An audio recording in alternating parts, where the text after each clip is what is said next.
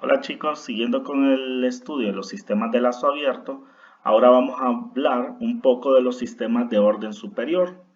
Y dentro de los sistemas en ingeniería química, vamos a ver que nos vamos a centrar en sistemas de orden superior más adelante, en cuestión de orden 6, orden 8, pero vamos a ver algunas características de sistemas de segundo orden, donde van a ser sistemas en serie, sistemas intrínsecos de orden superior, como vemos acá en la portada que tenemos válvulas o sistemas de tanquerías en reacciones en serie.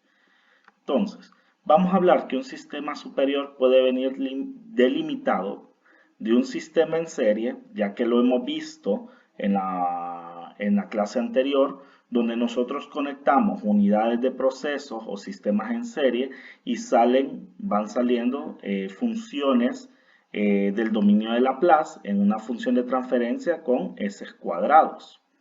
Al igual podemos verlo en sistemas propios de orden superior que casi en su mayoría van a tener balances de cantidad de movimiento, balances de cantidad de movimiento, ya que vamos a ver en ellos elementos como ser elementos de amortiguamiento viscoso. Vamos a ver componentes como los elementos que teníamos para la parte de la manometría en sistemas de segundo orden que vimos los modelos matemáticos. Entonces, esos sistemas, aunque nosotros no estemos viendo varios elementos dentro de ellos, esos sistemas se vuelven sistemas de orden superior, porque intrínsecamente o propiamente del sistema, con el balance de cantidad de movimiento, se genera un sistema de orden superior. Es decir, esa connotación física o físico-química del elemento va a ser de que nosotros podamos modelar una ecuación diferencial de segundo orden o de un orden superior a este. En el caso también de los sistemas en serie, podemos tener dos sistemas en serie de orden superior y eso aumentaría el orden del componente. Y otro sistema, que lo pudimos ver en un ejemplo de un intercambiador de calor también, es cuando tiene sistemas de control accionando.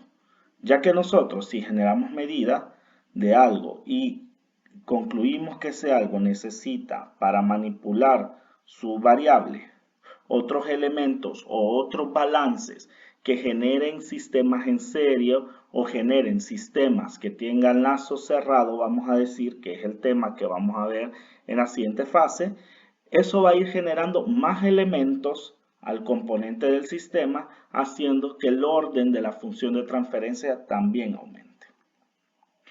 Entonces, para ingeniería química nos vamos a centrar bastante en los sistemas de segundo orden. Entonces, un sistema de segundo orden también va a estar dado como una función de transferencia, donde vamos a tener una función de entrada y una función de salida, y a diferencia de los sistemas de primer orden, como vemos acá, vamos a tener esta función del dominio del tiempo al cuadrado, y vamos a ver que las características o los elementos de diseño, como ser la ganancia de estado estable y la constante de tiempo, van a ser comparables o van a ser elementos de diseño que habíamos discutido ya en los sistemas de primer orden, que ya sabíamos que este nos daba una prioridad de la respuesta en estado estable y este nos daba sistema de diseño para ver almacenamiento y flujo de procesos. Pero vamos a ver que esta función o este sistema de segundo orden también nos genera la introducción de un nuevo elemento de diseño, que le vamos a llamar coeficiente de amortiguamiento. Viendo la consistencia dimensional, vamos a ver que los coeficientes de amortiguamiento son adimensionales. Adimensionales, ya habíamos visto que las constantes de tiempo dependían de unidades de tiempo, si estamos en minutos o segundos, y las ganancias de estado estable van a depender de las unidades de salida y de entrada para hacer su relación. Entonces vamos a centrarnos ahora hablando un poco de los sistemas de segundo orden para el coeficiente de amortiguamiento. ¿Qué nos da este coeficiente de amortiguamiento? Si nosotros cogemos el denominador de esta función de transferencia, lo que vamos a tener es una ecuación de segundo grado. Una ecuación algebraica de segundo grado que al resolverla nosotros podemos obtener raíces complejas, raíces reales iguales o raíces reales diferentes. Y ese coeficiente de amortiguamiento, si se calcula a través del diseño, como lo vemos acá, que al transponer nuestra función de transferencia, que ya lo hemos visto en la práctica, nosotros podemos definir qué variables físicas componen a este coeficiente de amortiguamiento. Es decir, ese coeficiente va a estar dado por variables físicas o físico-químicas.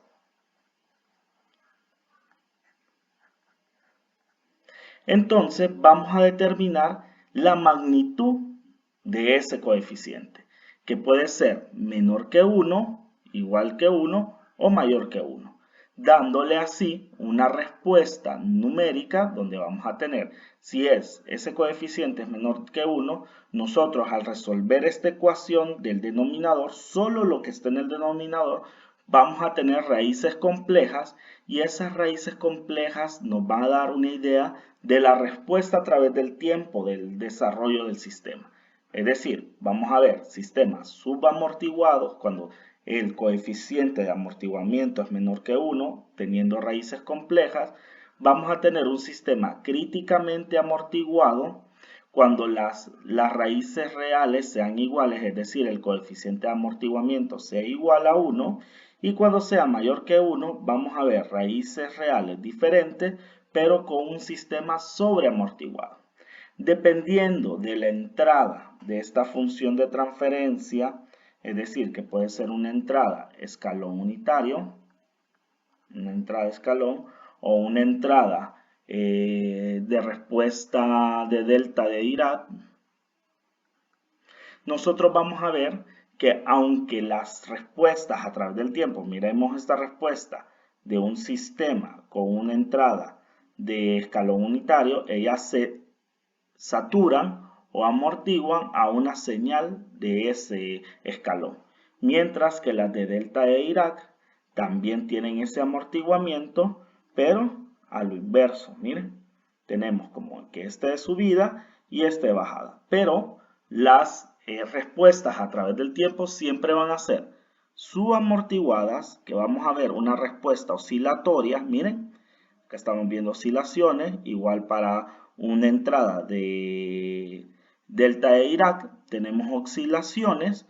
Vamos a ver que la críticamente amortiguada, si miramos, observamos, carece de amortiguamiento. Miren, en una delta de Dirac hay una cresta y se genera sobretono, va a generar los amortiguamientos cero casi, y vamos a encontrar esta última que es la sobreamortiguada.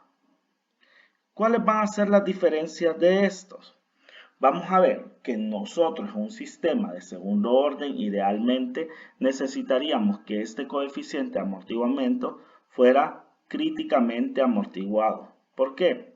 Porque en ambos casos el críticamente amortiguado llega a tiempos de respuesta de una línea de variable de set point. Miren, una variable de set point, llegamos a tiempos menores sobre las demás. Esta tiene una respuesta oscilatoria, esta también, y la sobreamortiguada miramos que genera tiempos de respuesta más largos, como lo que vemos acá.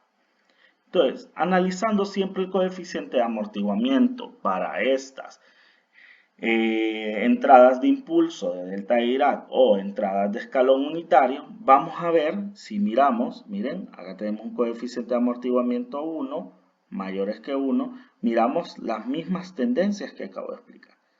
Tiempos de respuesta, miren, esta es la de 1, la que estoy pintando en rojo, y si digamos que 1 es la respuesta que andamos buscando, lo obtenemos en un tiempo igual a 6.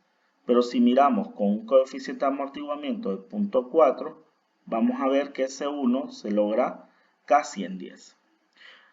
Mientras que si disminuimos el coeficiente de amortiguamiento a puntos menores que 1, vamos a ver que las respuestas van generando estos sobretonos que genera descontrol del sistema. Al igual que lo tenemos acá para las respuestas, miren, una respuesta muy menor que 1 genera oscilaciones, mientras que las respuestas cercanas a 1 se amortiguan rápidamente. ¿Qué podemos ver con el tipo de entrada que tenemos? Que las funciones impulsos de entrada están relacionadas con las funciones escalones unitarios si a esta en la frecuencia de Laplace se le multiplica por S. Y en el dominio del tiempo, la respuesta de un impulso unitario o de un impulso de delta de Dirac va a ser igual a la derivada de esa misma función tomándolo para nuestra función escalón unitario. Estas relaciones son importantes ya que nosotros con ello podemos relacionar, miren, lógicamente la derivada de una función escalón unitario es un máximo o un mínimo que sería un máximo mínimo de impulso de delta de Dirac.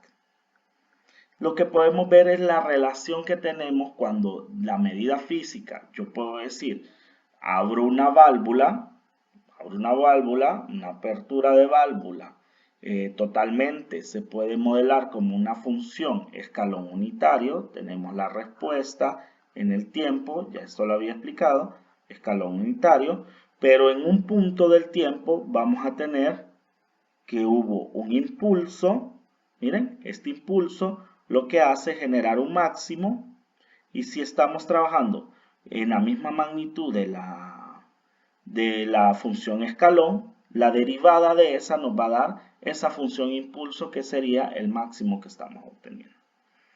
¿Qué más podemos trabajar con ese coeficiente de amortiguamiento? Si ya vimos, podemos predecir muchas cosas del sistema de segundo orden, dependiendo de la respuesta que obtengamos, pero las respuestas siempre van a ser las mismas. Sistema subamortiguado, críticamente amortiguado y sobreamortiguado, dependiendo de la magnitud del coeficiente de amortiguamiento. Pero si nosotros vemos en control de procesos, va a ser bien común obtener sistemas subamortiguados, es decir, con coeficientes de amortiguamiento menores que 1. Es decir, las respuestas oscilatorias son las que son más comunes en los procesos en ingeniería química, donde vamos a tener oscilaciones en el proceso hasta llegar a el estado estacionario. ¿Y qué podemos ver en esos sistemas o estudiar en esos sistemas subamortiguados? Lo primero es que podemos ver los excedentes o el overshoot.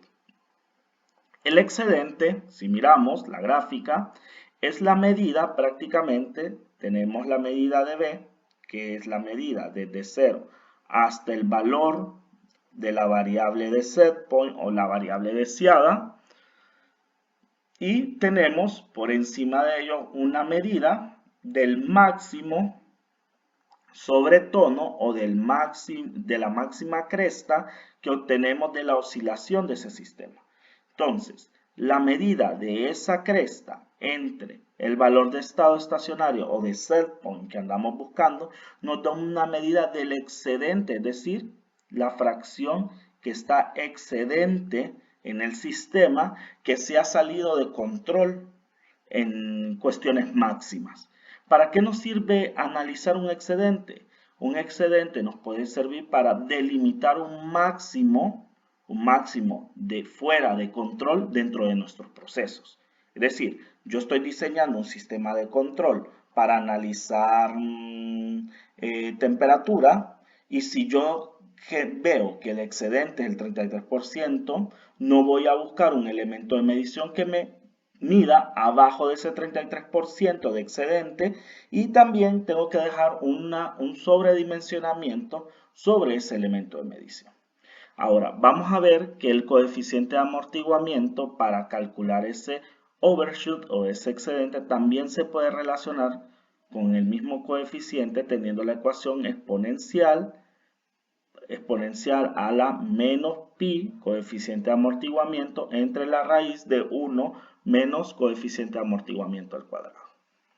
Es decir, el excedente también es una variable de diseño importante en los sistemas de control, cuando tenemos sistemas de segundo orden, ¿verdad? Otro elemento que podemos trabajar también es la razón de decaimiento o el decay radio. ¿Qué tenemos con la razón de decaimiento? Esa razón de decaimiento va a ver las dos crestas del inicio, donde tenemos la cresta excedente A y la cresta excedente C, es decir, sucesivas, y lo que hace con la razón de decaimiento es que hace la razón o la división entre la cresta subsiguiente entre la máxima que hay en el sistema. ¿Qué nos puede predecir la razón de decaimiento? Que en realidad el sistema va a tener un decaimiento a a un valor deseado o a un valor de estado estacionario. Es decir, que indirectamente para los sistemas de segundo orden la razón de decaimiento nos está dando niveles de estabilidad. ¿Por qué de estabilidad? Si yo tengo una razón de decaimiento menor a la unidad, es decir, que va a haber un decaimiento porque, es decir, si es menor de la unidad, C tiene que ser menor que A. Y al ser eso, yo ¿qué voy a obtener? De que sí hay un decaimiento en la función y sí se está amortiguando. Es decir, que el sistema va a ser estable. Pero si yo tengo una razón de decaimiento mayor que 1, es decir, que C es mucho mayor que A, entonces vamos a obtener una función, lo voy a poner acá en el tiempo, la respuesta, que voy a tener una oscilación y la otra más grande y la otra más grande. Es decir, que no hay un amortiguamiento hacia un valor de estado estable, sino un amortiguamiento hacia infinito. Entonces vamos a tener que es no estable. Y si la razón de decaimiento es igual a 1, lo que vamos a obtener, lo voy a escribir acá, es una respuesta en el tiempo que va a ser netamente oscilatoria. Es decir, que va a ser una respuesta, que esto lo vamos a ver en el siguiente módulo, va a ser una respuesta en la frecuencia. Y que podemos analizarlo con otro tipo de técnicas que vamos a ver más adelante en este mismo curso, que va a ser una respuesta en la frecuencia que no nos va a servir para solo analizarlo con estos sistemas, pero sí nos puede dar una idea de la estabilidad y la no estabilidad de un sistema de segundo orden. Vamos a ver que al comparar la ecuación con la del excedente, este solo obtiene este 2, por lo tanto la razón de decaimiento va a ser el mismo overshoot al cuadrado. Y por último, voy a borrar acá, voy a tomar opciones de puntero, voy a borrar para que miremos esta otra parte. Y vamos a tener otro elemento donde vamos a tener como importancia a la frecuencia y el periodo de oscilación. Ya sabemos que un periodo de oscilación es la medida del tiempo entre cresta y cresta o la medida del tiempo entre valle y valle. Que ya lo hemos visto en teoría de señales o teoría de ondas, que lo vimos en física 200. Entonces tenemos que esa frecuencia va a ser igual al inverso del periodo, que me va a dar el tiempo por ciclo prácticamente de este componente. ¿Cómo hacer el periodo de oscilaciones? Entre cuánto a cuánto vamos a ver las oscilaciones de este sistema.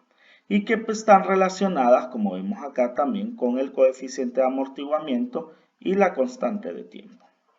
Que más adelante vamos a ver que podemos relacionarlo directamente con la frecuencia radial, como vemos acá.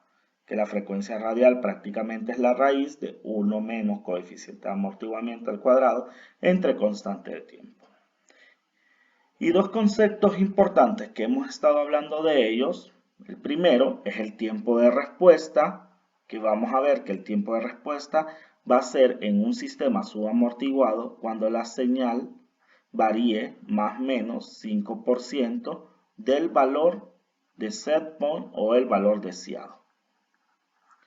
Y el tiempo de subida, o rise time, vamos a ver que es el tiempo que le toma al proceso subir hasta llegar al valor deseado. Es el tiempo que le toma subir al componente hasta llegar al valor deseado.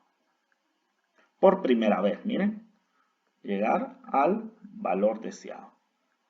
Ya sabemos que como es una respuesta oscilatoria, este se va a salir de control para generar sus, le podemos decir, sobretonos y llegar al tiempo de respuesta.